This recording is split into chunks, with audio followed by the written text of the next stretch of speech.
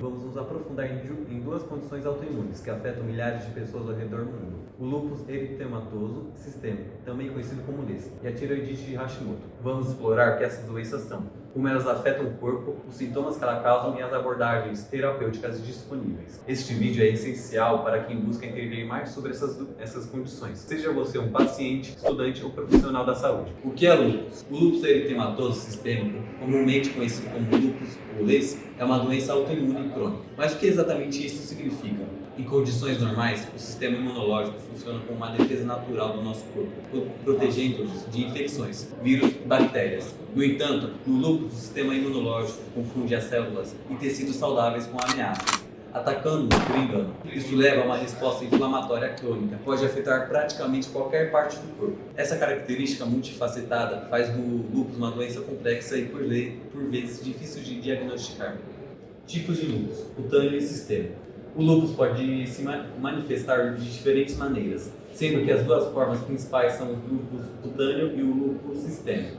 O lúpus cutâneo se manifesta principalmente através de manchas avermelhadas na pele, geralmente em áreas expostas ao sol, como o rosto, orelhas, colo e braços. É importante notar que essas manchas podem variar de leves a severas e, em alguns casos, podem deixar cicatrizes permanentes. Por outro lado, o lúpus sistêmico é mais grave e pode afetar múltiplos órgãos internos, incluindo as articulações, rins, pulmão, coração e até mesmo o cérebro.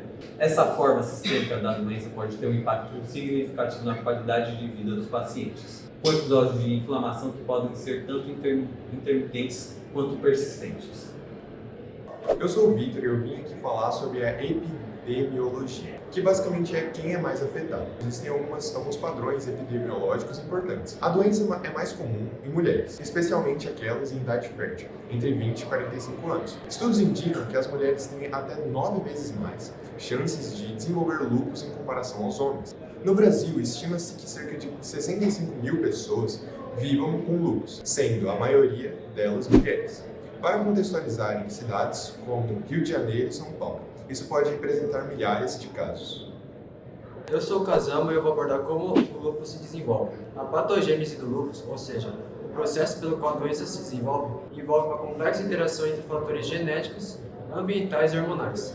Pensa-se que indivíduos com predisposição genética ao lúpus possuem certas variações em genes que regulam o sistema imunológico, tornando-os mais suscetíveis a ataques autoimunes. Fatores ambientais como a exposição ao sol, infecções virais e até mesmo o uso de certos medicamentos podem atuar como gatilhos para o início da doença em indivíduos geneticamente predispostos. Além disso, os hormônios sexuais femininos, como o estrogênio, desempenham um papel significativo onde podem explicar por que o lúpus é muito mais comum em mulheres. Durante a doença, o corpo começa a produzir autoanticorpos, que são anticorpos que atacam as células do próprio corpo. Oi, eu sou o Miguel e eu vou falar sobre os sintomas gerais. Os sintomas do lúpus podem ser amplos e variados, refletindo a natureza multifacetada da doença. Muitos pacientes experimentam sintomas gerais que podem ser confundidos com outras condições. A fadiga é talvez o sintoma mais comum e debilitante, afetando a maioria das pessoas com lúpus. Essa fadiga vai além do cansaço normal, muitas vezes incapacitando o paciente e dificultando a realização das atividades diárias. Febre baixa também é frequente, embora em alguns casos a febre possa ser mais alta, especialmente durante crises da doença. Outros sintomas comuns incluem perda de apetite e emagrecimento, que podem ocorrer devido ao impacto sistêmico da doença.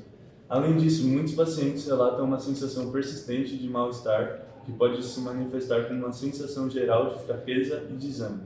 Agora sobre sintomas orgânicos e sistêmicos. Os sintomas da lúpus não se limitam à pele e à articulação. A doença pode ter implicações graves nos órgãos internos. Os rins são frequentemente afetados, uma condição conhecida como nefrite lúpica, que pode levar à insuficiência renal se não tratada adequadamente. A inflamação nas membranas que recobrem os pulmões, pleurite e o coração, pericardite, é comum, causando dor no peito e dificuldade para respirar. Outro aspecto preocupante do lúpus é o impacto no sistema nervoso, onde a inflamação pode causar dores de cabeça intensas, convulsões e, em casos raros, psicose.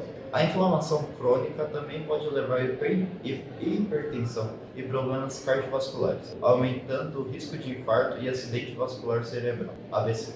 Além disso, a doença pode afetar as células sanguíneas, levando à anemia, baixa contagem de plaquetas e leucócitos, o que pode aumentar o risco de infecções e sangramentos. O diagnóstico do lúpus eritematoso sistêmico pode ser um desafio significativo devido à variedade e à inespecificidade dos sintomas. Como os sintomas do lúpus podem imitar outras doenças, muitos pacientes enfrentam uma jornada longa e complexa até obterem um diagnóstico preciso. Não existe um único teste que possa diagnosticar o lúpus de forma definitiva, o que torna o processo de diagnóstico um verdadeiro quebra-cabeça para os médicos. Eles precisam considerar o histórico clínico do paciente, realizar um exame físico detalhado e solicitar uma série de testes laboratoriais para confirmar a presença da doença. Oi, eu sou o Guilherme e agora vamos falar um pouco sobre os exames laboratoriais. Os exames laboratoriais são parte fundamental do processo diagnóstico da lúpus. O teste anticorpos antinucleares, ou mais conhecido como ANA, é geralmente o primeiro exame solicitado, pois é positivo em mais de 95% dos casos de lúpus. No entanto, como a ANA também pode ser positivo em outras doenças ou até em pessoas saudáveis, os médicos frequentemente solicitam exames adicionais para confirmar o diagnóstico. Os anticorpos anti-DNA de fita dupla são mais específicos para lúpus, então frequentemente associados a uma atividade mais intensa na doença, especialmente em casos de nefrita lúpica. Outro marcador importante é o anti-SAM, que, embora menos comum, é altamente específico para lúpus. Exames de sangue também para avaliar função renal e hepática, além da análise de urina para verificar a presença de proteínas e células anormais. Também são essenciais para a avaliação e impacto dos sistemas da doença. Sobre imagem e biópsias, a gente vai saber que além dos exames de sangue, os médicos podem recorrer a exames de imagem, como ultrassonografia, tomografia e computadorizada, UTC, e ressonância magnética, URM, para avaliar o envolvimento de órgãos internos, especialmente os rins e o coração. Em casos de suspeita de nefrite lúpica, a biópsia renal pode ser indicada para determinar a extensão do dano e orientar o tratamento. A biópsia envolve a retirada de uma pequena amostra de tecido renal, que é então analisada ao microscópio para identificar a presença de inflamação e outras alterações características do lúpus. Embora invasiva, essa abordagem pode fornecer informações vitais para o prognóstico e a necessidade de terapias mais agressivas. Agora sobre o tratamento do lúpus eritematoso sistêmico. Bom, o objetivo do tratamento. O tratamento do lúpus eritematoso sistêmico é altamente individualizado e visa dois objetivos principais: controlar os sintomas e reduzir a inflamação para prevenir danos aos órgãos. Como o lúpus é uma doença crônica, o objetivo do tratamento não é curar a doença, mas sim controlar as suas manifestações e melhorar a qualidade de vida do paciente. Isso envolve uma combinação de medicamentos, mudanças no estilo de vida e monitoramento contínuo para ajustar o tratamento conforme necessário. Então agora eu vou falar sobre os medicamentos utilizados no tratamento da lúpus. Os medicamentos mais comumente utilizados no tratamento do lúpus incluem anti-inflamatórios não esteroides, corticoides antimaláricos e imunossupressores. Os AINES, como o ibuprofeno, são frequentemente usados para aliviar dores articulares e musculares. Os corticoides, como a prednisona, são poderosos anti-inflamatórios que podem controlar os efeitos da doença, mas devem ser usados com cautela devido aos seus efeitos colaterais, como ganho de peso, aumento da pressão arterial e risco de infecções. Os antimaláricos, como a hidroxicloroquina, são usados a longo prazo para controlar sintomas como erupções cutâneas e fadiga, e também têm um efeito protetor contra os danos aos órgãos. Em casos mais graves, onde há envolvimento de órgãos vitais, os médicos podem prescrever imunossupressores como a azathioprina e o micofenolato, que ajudam a reduzir a atividade do sistema imunológico e prevenir danos mais severos. Sobre a importância do acompanhamento contínuo. O lúpus é uma doença crônica que exige um acompanhamento médico contínuo. Consultas regulares com uma reumatologista são essenciais para monitorar a atividade da doença, ajustar o acompanhamento conforme necessário e prevenir complicações. Além disso, monitoramento de exames laboratoriais e de imagem é fundamental para detectar precocemente qualquer alteração que possa indicar um agravamento da condição. O controle rigoroso da doença permite que muitos pacientes levem uma vida relativamente normal, minimizando o impacto do lúpus no seu dia a dia. Agora concluindo, o lúpus eritematoso sistêmico é uma doença complexa e multifacetada, que requer uma abordagem de tratamento abrangente e personalizada. Embora não exista uma cura definitiva, os avanços no tratamento têm permitido que muitos pacientes mantenham uma boa qualidade de vida. Se você ou alguém que você conhece está enfrentando essa condição, é importante buscar apoio médico especializado e manter um diálogo aberto sobre as opções de tratamento. Obrigado por assistir e é isso. Bem, pessoal, eu voltei aqui para poder explicar a tireoidite de Hashimoto. Para começar, vamos falar um pouco sobre a tireoidite. Esta pequena glândula em forma de borboleta está localizada na base do pescoço, logo abaixo do pomo de Adão. Embora seja pequena, a tireoidite desempenha um papel fundamental no nosso corpo. Ela produz dois hormônios principais, a tiroxina, ou T4, e a T3. Esses hormônios são responsáveis por regular o metabolismo, que é o conjunto de reações químicas que mantém o nosso corpo funcionando. Eles controlam desde a temperatura corporal até o ritmo cardíaco, passando pelo uso de energia. Em resumo, a tireoidite é como uma central de comando que mantém o nosso corpo em equilíbrio. Agora que entendemos a importância da tireoide, vamos falar sobre a tireoidite de Hashimoto. Esta é uma condição autoimune, o que significa que o sistema imunológico, que normalmente protege o corpo contra infecções e outras ameaças, começa a atacar as células saudáveis da tireoide. Com o tempo, esse ataque contínuo provoca inflamação na glândula, levando à sua destruição progressiva. Como resultado, a tireoide não consegue produzir hormônios suficientes para manter o metabolismo em equilíbrio, o que pode levar ao desenvolvimento de hipotireoidismo. O nome Hashimoto vem do médico japonês Dr. Nakamura Hashimoto, que foi o primeiro a descrever essa condição em 1912. E agora eu vou falar sobre quem é afetado. A tireoidite de Hashimoto pode afetar qualquer pessoa, independentemente da idade ou gênero.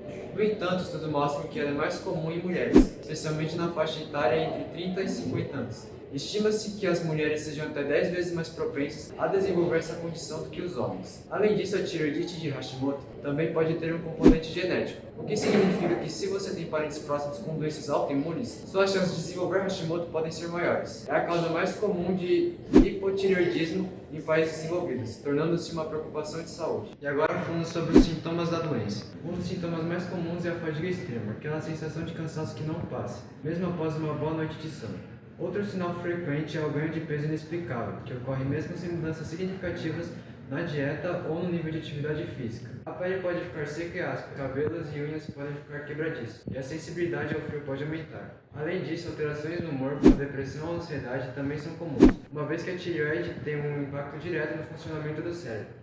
Agora eu vou falar sobre os sintomas menos comuns. Além dos sintomas mais comuns, a tireoidite de Hashimoto também pode causar outros sinais menos conhecidos. Por exemplo, a constipação pode se tornar um problema constante, assim como dores musculares e articulares.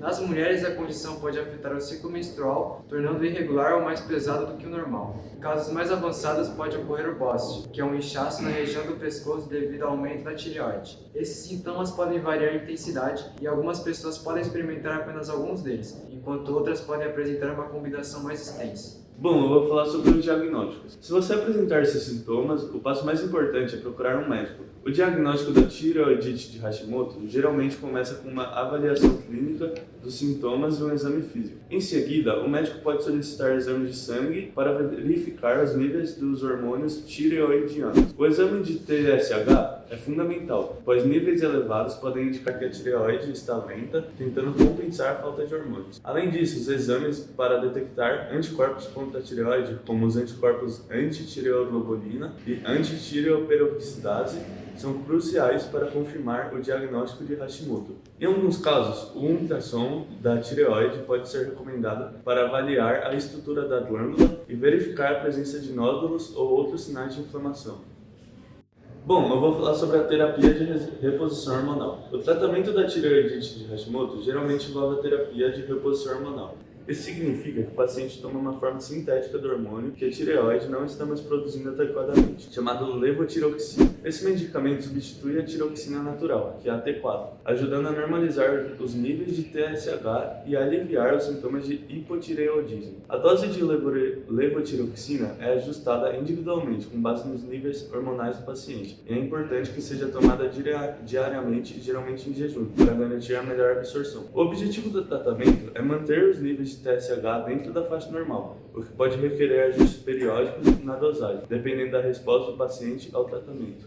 Falando sobre estilo de vida e o manejo dos sintomas. Além do tratamento medicamentoso, adotar um estilo de vida saudável pode fazer uma grande diferença no manejo da tireoidite de Hashimoto. Uma alimentação equilibrada, rica em nutrientes, pode ajudar a melhorar o bem-estar geral e dar suporte ao tratamento. Evitar o excesso de alimentos processados e açúcares refinados é importante, pois eles podem contribuir para a inflamação. Incorporar alimentos ricos em selênio, zinco e vitamina D, como castanhas do Brasil, peixes, ovos, pode ser benéfico, uma vez que esses nutrientes têm papel importante na saúde, na melhora da tireoidite. Dito isso, a prática regular de exercícios físicos também é recomendada não apenas para ajudar a controlar o peso, mas também para melhorar o humor e energia. Exercícios como caminhada, natação ou yoga podem ser particularmente úteis, pois são suaves e podem ser ajustados às necessidades individuais. Além disso, o manejo do estresse é crucial. Como conclusão, temos que a tireoide de Hashimoto é uma condição autoimune que afeta a tireoide, causando uma série de sintomas que podem impactar a qualidade de vida. Embora não tenha cura, o tratamento adequado com a reposição hormonal e um estilo de vida saudável podem ajudar a controlar a doença e permitir que os pacientes vivam uma vida plena e ativa. O diagnóstico precoce e o acompanhamento contínuo com um profissional de saúde são fundamentais para o sucesso do tratamento. Bem, nós agradecemos a sua atenção e esperamos ter ajudado vocês a entender mais a tireoidite de Hashimoto e a lúpus. Obrigado, valeu.